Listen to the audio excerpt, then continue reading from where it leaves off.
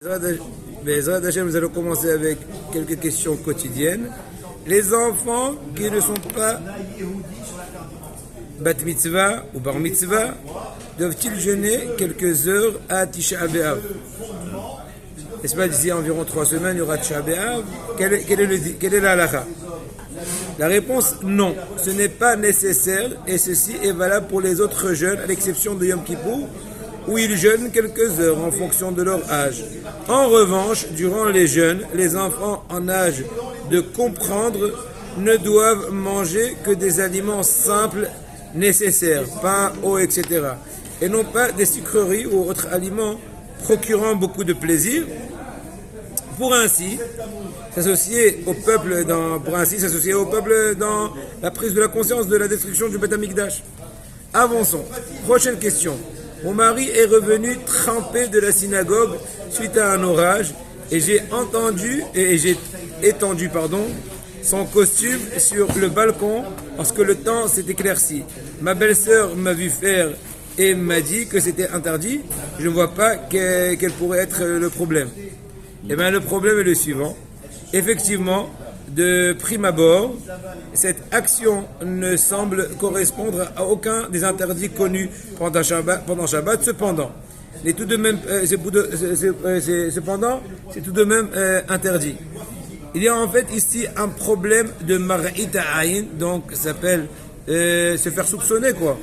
C'est-à-dire que l'on craint le regard des autres, qui vous verraient éventuellement en train de déposer ce linge sur le balcon et en interprétant que vous l'avez lavé durant Shabbat Maritaï. Cet interdit est en vigueur même si vous étendez le linge à l'intérieur de votre appartement d'une façon habituelle sur un sèche-linge, bien sûr manuel, je parle pas, voilà, ou étendu sur un support dans la salle de bain. En revanche, vous pouvez le déposer sur une chaise et le laisser sécher, car ce n'est pas l'habitude d'étendre le linge ainsi. Donc c'est pas remarquable.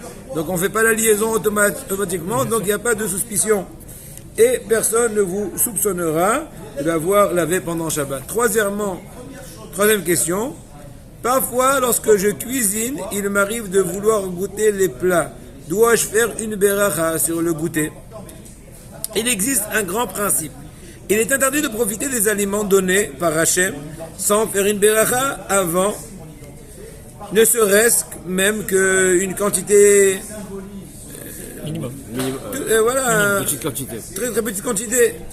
On pourrait donc penser simplement que pour goûter, il faut effectivement faire la bénédiction de l'aliment concerné. Cependant, nos sages nous enseignent que quelqu'un qui goûterait un plat simplement pour évaluer s'il est suffisamment épicé ne devra pas faire de beracha, et celui qui le fait prononcerait le nom d'Hachem en vain. En effet, dans ce cas-là, on ne cherche pas à profiter de l'aliment, mais simplement à s'assurer qu'il est bon.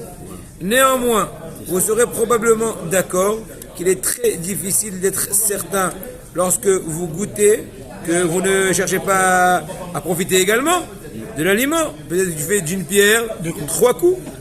Par exemple, si vous goûtez un plat et que vous aimez, vous le faites pour vérifier qu'il est bien épicé, mais aussi sans doute pour profiter au passage. En conclusion, pour être certain de ne pas manquer une beracha nécessaire, il est conseillé lorsque vous goûtez de penser explicitement à profiter de l'aliment, auquel cas, selon tous les avis, vous pouvez faire la bracha. Bonne journée.